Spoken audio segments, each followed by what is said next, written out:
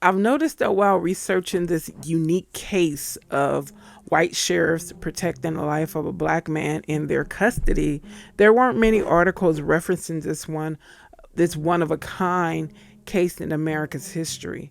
I've come to realize that the lack of discussion by many others is most likely due to number one, shame that Sheriff Merrell and Sheriff Belote might have caused others to feel due to the extreme small reportings of a few lawmen who stood against a mob of bloodthirsty, immoral men and women.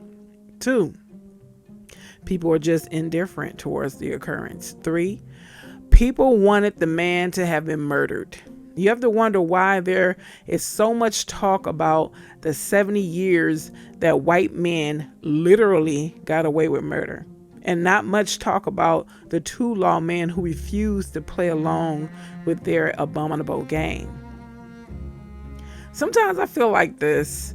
Sometimes I get this feeling that when this country talks about unfathomable crimes and harms committed against Black America, they secretly enjoy it. It's like there is a lot of masochistic people in America who revel in the grotesque actions done against Black America. Their sad demeanor applied in public is a mere masquerade. It got so bad at the top of the 20th century that Mark Twain had to release his anguish using pen and paper.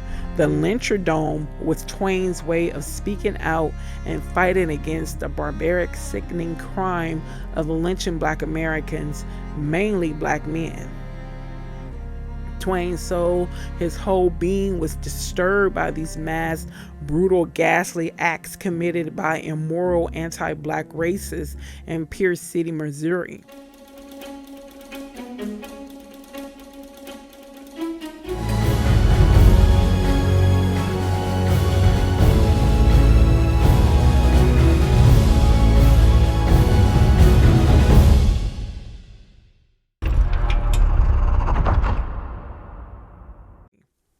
One particular lynching stood out amongst the others, and that was the lynching of two generations of Black men, Willie Godley and his grandfather, French Godley, and another Black man named Eugene Carter, also known as Barrett, were accused in the rape and murder of Gazelle Wild or Cassell Wilds on August 19th, 1901. The men were accused, not proven to be the perpetrators. Once you try to grasp how racists view Black men, Black people, you would unfortunately understand some of the reasons why they committed such ungodly acts against Black America. Not saying you need to understand, but, because you can't process. Our minds weren't equipped to process evil. It wasn't. But vile racist people, to this day, they never saw Black people as a strong part of mankind. They see and saw them as less than an insignificant thing. That's why some treat animals better than they ever think or imagine treating Black Americans. I often wonder, during this research, why didn't the federal government step in when widespread lynchings occurred throughout the country? Why didn't they do anything to send a loud message to those who dared to take someone's life on bogus claims? Even if they weren't bogus, even if they were legitimate, they still did not have a right on God's green earth to take someone's life. How much blood is on this government's hands? I'll tell you what they did do. Numerous anti-lynching bills were drafted. In the end, there were no laws. Between 1920 and 1940, several bills were passed by the House of Representatives, but never came to a vote in the U.S. Senate. You gotta wonder why. If this country is so ashamed of their abominable racist past, why haven't you passed anti-lynching bills? Have you ever wondered why? Filibusters by Southern senators are the threat of filibusters by Southern senators, which again, particularly in the midst of the Great Depression, the very threat of the filibuster when it was important to pass another legislation as well.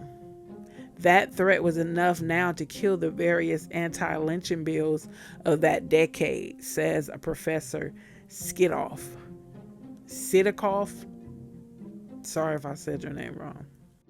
Lynchings followed Black Americans during the Great Migration between 1960 and 1970. That's a long ass time, excuse my French, to just be killing black folks willy-nilly. Oh, you lost a bet, or you lost your job, so hey, let's go round up the dudes, or let's go round up the buddies and just go lynch a Negro.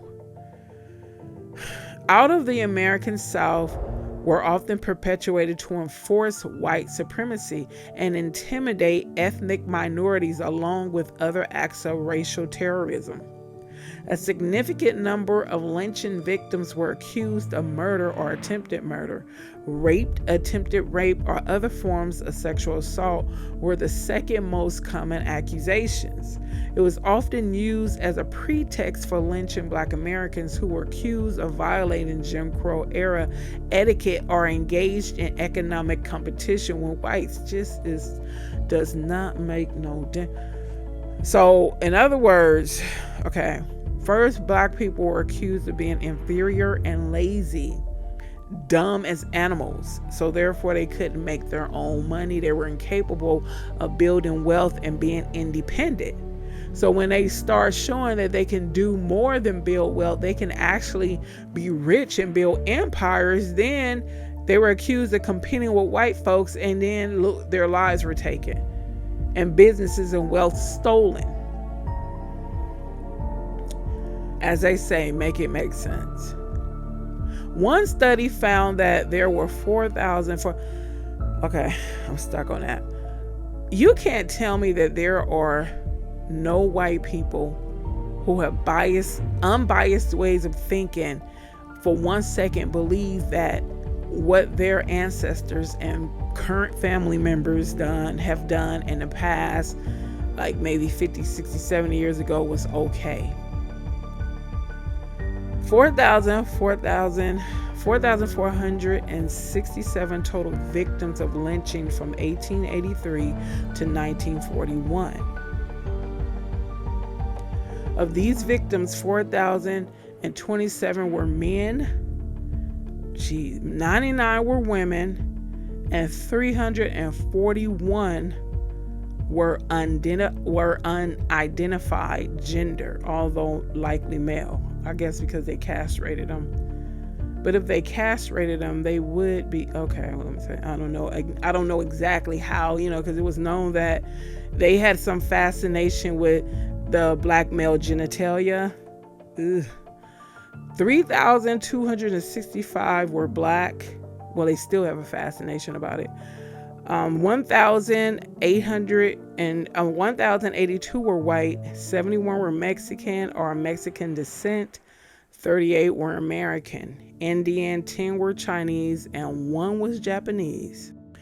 I don't recall hearing about this unusual act of bravery by 2 white men during a time in this country when hateful men and women had no shame in broadcasting their inconceivable hatred in the form of stringing a black man or woman in trees. 2 white men who were sheriffs in Indiana Gibson County in 1901, including Sheriff Merrell's wife, fought off bloodthirsty, unruly murderers who were hell-bent on taking the life of a black man who most likely was innocent. But they really didn't give a damn if they were innocent or not. Many people, including Ted Roosevelt or President Roosevelt and Mark Twain, were moved by their act of bravery, so much so that Twain took to writing an essay capturing how he felt about the mass lynchings occurring in America. And so Missouri has fallen, that great state. Certain of her children have joined the lynchers, and the smirch is upon the rest of us. That handful of her children have given us a character and labeled us with a name, and to the dwellers in the 4 quarters of the earth, we are lynchers, now and ever shall be. For the world would not stop and think, it never does, It is not its way. Its way is to generalize from a single sample. It will say those Missourians have been busy 80 years in building an honorable good name for themselves. These 100 lynchers down to the comer of the state are not real Missourians. They are renegades. No, that truth will not enter its mind. It will generalize from the one or two misleading samples and say that Missourians are lynchers. There are 100 lynchers. Therefore, the Missourians are lynchers. The considerable fact that there are 2.5 million Missourians who are not lynchers will not affect their verdict. In other words, he's saying that the act of 100 or possibly thousands of renegades, rogues. You know how many people it usually take for them to murder 1 or 2 or 3 or 6 black men. The whole town would come out and watch the spectacle, the abominable acts. That group of renegades left stains on the entire state. Even if the majority of people in that state had a conscience and wouldn't dare commit heinous acts as murdering men and women due to unfounded accusations, the select few who would commit such revolting acts caused the whole state to be frowned upon. You know, just like the whole black community is judged for the act of 1 or 2 people. It's been this way since forever. Let's continue to Mark Twain's essay. Old Missouri, the tragedy occurred near Pierce City down to the southwestern corner of the state. On a Sunday afternoon, a young white woman who had started along from church was found murdered, for there are churches there. In my time, religion was more general, more pervasive in the South than it was in the North, and more viral and earnest too, I think.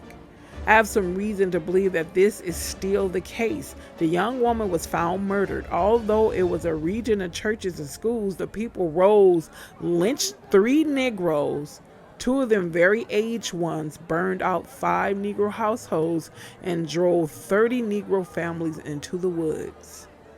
I do not dwell upon the provocation which moved the people to these crimes, for there has nothing to do with the matter. The only question is, does the assassin take the law into his own hands? Let's not forget, and this is me speaking, this is not Twain. Let's not forget these dumbass people, and yes, I said it that way, took a man's life not even knowing, or men's life not even knowing if he committed the murder.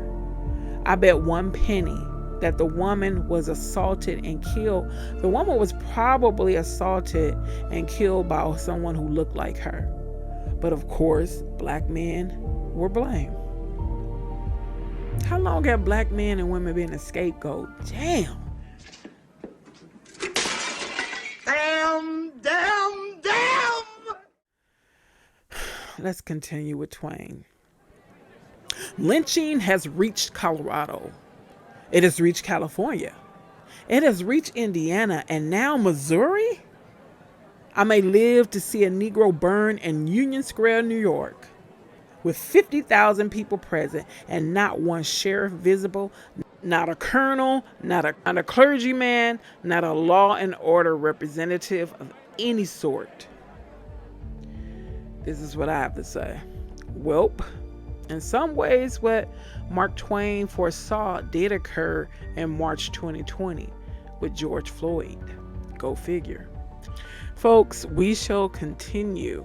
Well, we're going to put a pin in this, and we will continue in part 2. Thank you, and I will see you there.